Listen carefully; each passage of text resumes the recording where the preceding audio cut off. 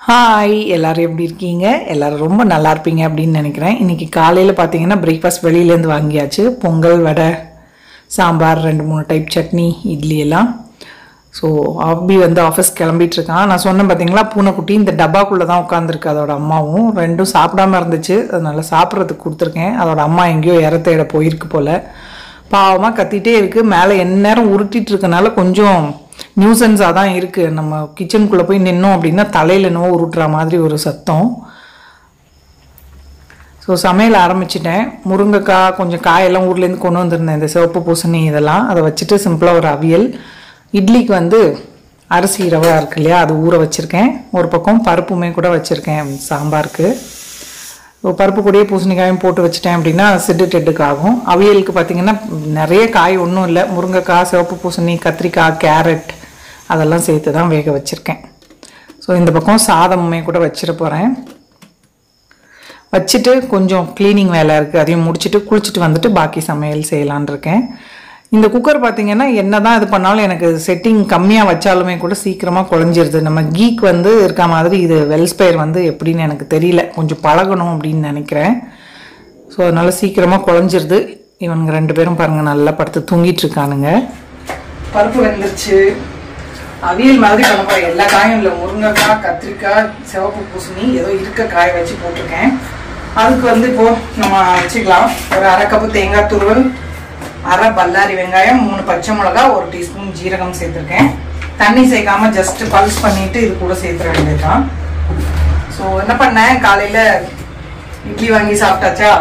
So கொஞ்சம் வேலையெல்லாம் முடிச்சுட்டு, கிளீனிங் வேலை முடிச்சுட்டு குளிச்சுட்டு வந்திருக்கேன். சாதமும் நமக்கு ரெடி ஆகிடுச்சு. வச்சுட்டு போனேன். ஸோ சாதமும் சூப்பராக ரெடி. இப்போ என்ன பண்ணோம், அவியல் பண்ணிட்டு வெண்டைக்காய், கத்திரிக்காய் போட்டு சாம்பார். அங்கே சென்னையிலேருந்து இது வாங்கிட்டு வந்திருந்தேன். நம்ம இட்லி அரிசி ரவா இருக்குது பார்த்தீங்களா, ஆந்திரா ஸ்டைலில் செய்வாங்க இல்லையா, இட்லி ரவா, அது வாங்கிட்டு வந்தேன். ஸோ இதுதான் ஃபஸ்ட் டைம் ட்ரை பண்ணுறேன். ரெசிபி பார்த்தேன் இதில் நெட்டில். ஸோ அதை வந்து 3 கப்பு அரிசி ரவா வாங்கினது இருந்துச்சு, ஒரு பேக்கெட்டு 1/2 கிலோன்னு நினைக்கிறேன். அதை ஊற வச்சுருக்கேன். அதுக்கு 1 கப்பு உளுந்தும், கொஞ்சமாக வெந்தயம், ஒரு 2 ஸ்பூன் வந்து அவல் போட்டு ஃப்ரிட்ஜில் ஊற வச்சுருக்கேன். ஸோ சமையலுக்கு வேலை முடிச்சிட்டேன் அப்படின்னா இதை பிழிஞ்சு எடுத்துட்டு அதை அரைச்சி இது பண்ணணும். இட்லி எப்படி வரும்னு எனக்கு தெரியல. இதுதான் ஃபஸ்ட்டு ட்ரை ரவா வச்சு. ஸோ பார்க்கலாம் எப்படி வரும். ஸோ சேம் மிக்ஸி தான் அங்கேயும் வச்சுருக்கேன், சென்னையிலையும்.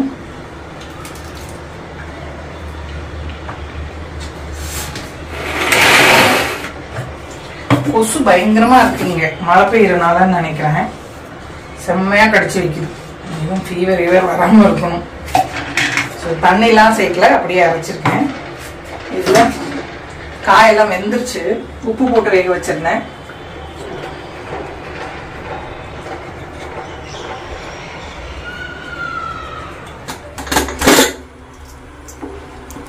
பூசணிக்காய் கொஞ்சம் வேக வச்சிருக்கேன். பரங்கிக்காய்ன்னு சொல்லுவாங்களே, சிட்டுக்கு அதை எடுத்துருவேன் தனியாக.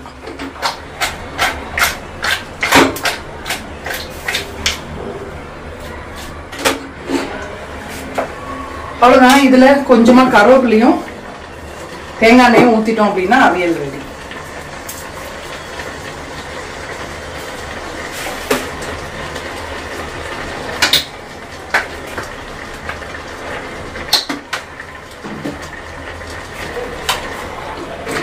மஞ்சத்தூள்லாம் போடல நான். அவ்வளோதான், தேங்காய் எண்ணெய், கருவேப்பிலை போட்டுட்டேன். நல்லா வாசனையாக, நிறைய காய் இல்லாமல் சிம்பிளாக ஒரு அவியல். சாம்பார் வந்து இதுலயே கூட்டி வச்சிடலான்னு பாக்குறேன். அதனால சின்ன கடாயில வெண்டைக்காய் நல்லா கொஞ்சம் வதக்கிட்டு சேர்த்தோம்னா தான் வலுவலுன்னு இல்லாம இருக்கும். அதனால முதல்ல இதுல இருக்க சிவப்பு பூசணி மட்டும் சிட்டுக்கு சாப்பிட கொடுக்கறதுக்காக எடுத்து வேக வச்சிருந்தேன். சக்கரவள்ளி கிழங்கு இது நிறையலாம் சாப்பிடுவானுங்க இஷ்டமா.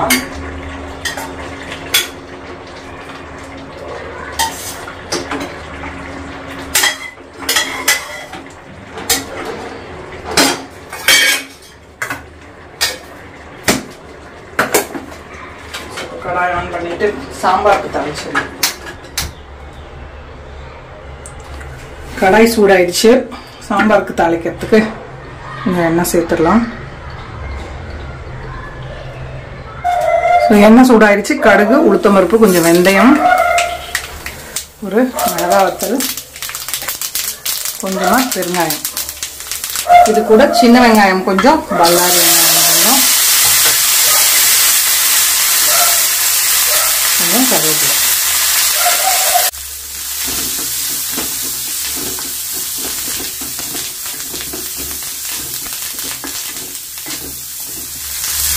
வெங்காயம் லைட்டாக வதங்கிடுச்சு. ஒரு 5-6 வெண்டைக்காய், 3 கத்திரிக்காய்.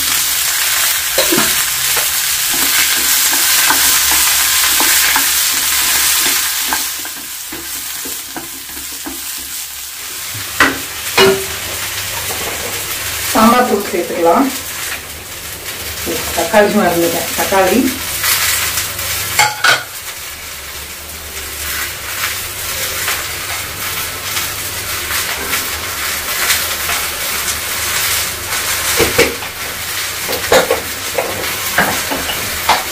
உப்பு,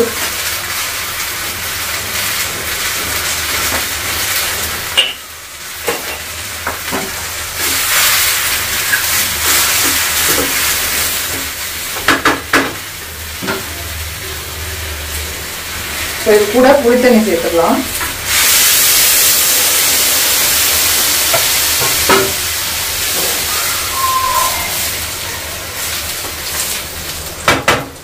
என்ன பண்ண போறேன் அப்படின்னா, குக்கரை எடுத்துட்டு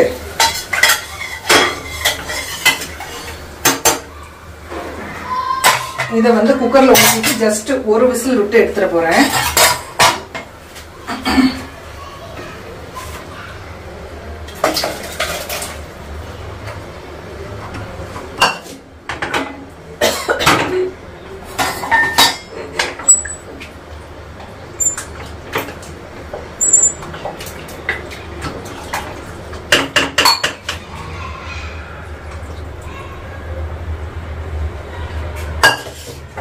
மூடி போட்டுட்டு ஒரு விசில் வந்தா போதும். மல்லியில கூட இப்பயே போட்டுடலாம்.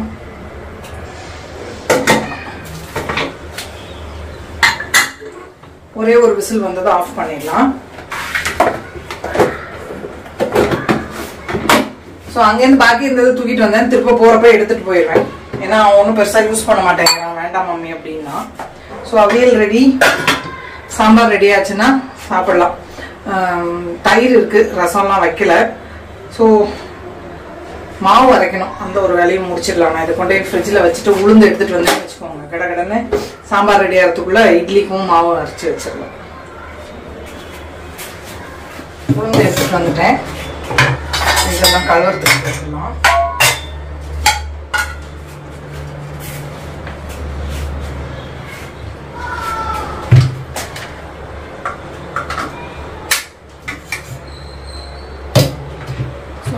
மாவு எடுக்கிறதுக்கு பெரிய பாத்திரம்லாம் இல்லை, இதில் எடுத்துடலாம். ஜாரெல்லாம் அலசி எடுத்துகிட்டு வந்துட்டேன், ரொம்ப நாளாக யூஸ் பண்ணாமல் வச்சுருந்தான். ஸோ உளுந்து பார்த்தீங்கன்னா ஃப்ரிட்ஜில் வச்சுருந்தேன், அதனால் கொஞ்சம் ஜில்லுன்னு இருந்ததுன்னா நமக்கு சூடாகாது மிக்ஸி. கொஞ்சமாக ஒரு 2 ஸ்பூன் ரவை போட்டிருந்தேன். ரவை இல்லை, அவல். இது வந்து நான் இது நெட்டில் பார்த்து தான் செய்கிறேன், ஏன்னா இந்த இது ஏற்கனவே பண்ணது கிடையாது. ஸோ இந்த அரிசியை வந்து என்ன சொல்லியிருக்காங்கன்னா, நல்லா புளிஞ்சிட்டு தண்ணியை இந்த மாதிரி எடுத்துக்கணும். அரிசி ரவையை தண்ணி இல்லாமல் முதல்ல இதில் பிழிஞ்சு எடுத்துக்கலாம். அப்படியே உளுந்த அரைச்சி இதில் சேர்த்துடலாம். பிழியத்துக்குள்ள உளுந்தமே கூட அரைச்சிட்டு இருக்கோம் இல்லையா, அதனால உளுந்து மிக்ஸியில் வச்சிடலாம். 2 இடம் அரைச்சிக்க போகிறேன். 3க்கு 1, 3 கிளாஸ் அரிசி ரவை, 1 கிளாஸ் உளுந்து.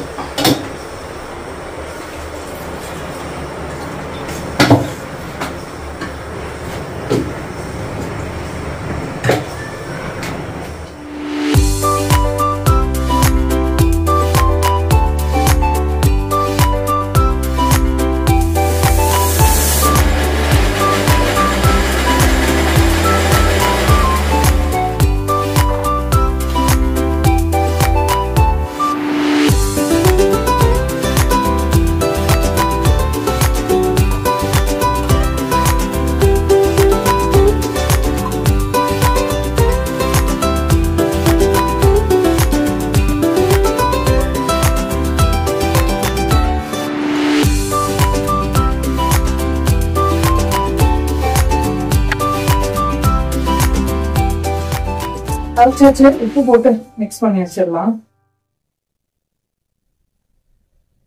எவ்வளவு நேரத்துல புளிக்குதுன்னு தெரியல. காலையிலேக்கு ரெடி பண்ண புளிச்சிருந்ததுன்னா ஓகே. சொதப்பாம நல்லா வரணும். தெரியல.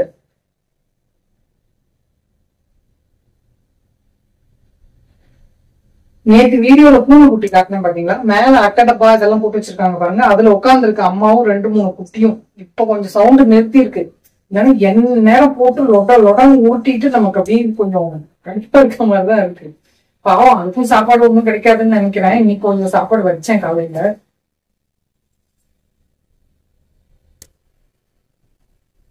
உருட்டுன்னு உருட்டுது எல்லாத்தையும் மேல இருக்க சாமான். கடுப்பா இருக்கு நமக்கு. 2-3 குட்டி இருக்கு மேல. அவ்வளவுதான். ஹோப் இப்படி நல்லா வரும்னு நினைக்கிறேன். நல்லா கை போட்டு மிக்ஸ் பண்ணிருக்கோம். இப்படி வச்சிடலாம்.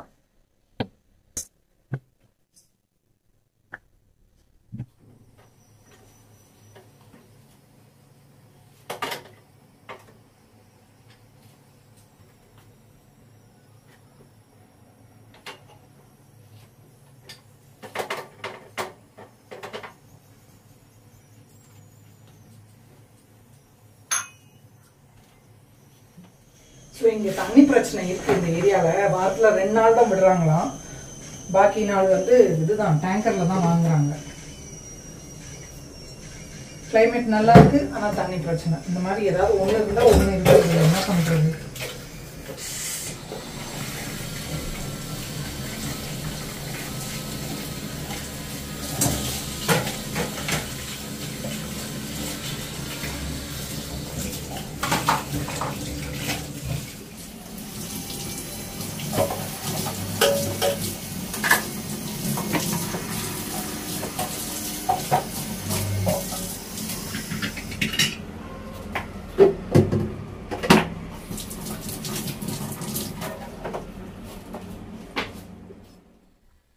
ஸ்கிரீன் போயிடுச்சா பார்க்கலாம். என்ன சாம்பார் இருக்கு.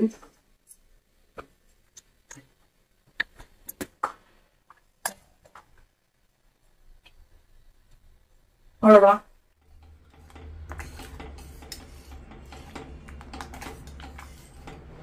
சாப்பிடலாமா? இந்த ரைஸ் குக்கர் எனக்கு டைமிங்கே செட் ஆக மாட்டேங்குது. அப்படி கிட்ட இருக்கிறதுல குழஞ்சிருது சீக்கிரம். இத்தனைக்கும் டைம் முன்னாடி ஸ்டீம் வேற எடுத்து விட்டுருவேன். ஆனாலும் இதுல வந்து குழஞ்சிருது.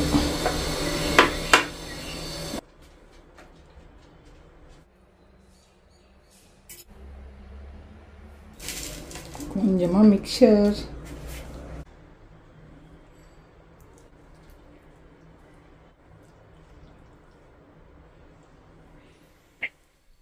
அவ்வளவுதான் பாருங்க. சிம்பிளான லஞ்ச் ரெடி. ஹோப் இன்னைக்கு வீடியோ உங்கள் எல்லாருக்கும் பிடிச்சிருக்கும் அப்படின்னு நினைக்கிறேன். பிடிச்சிருந்ததுன்னா லைக் பண்ணுங்கள், ஷேர் பண்ணுங்கள், மறக்காமல் நம்ம சேனலுக்கு சப்ஸ்கிரைப் பண்ணிக்கோங்க. இவ்வளோ நேரம் இந்த வீடியோ பார்த்தவங்க எல்லாருக்கும் என்னுடைய நன்றி, வணக்கம். Love you all.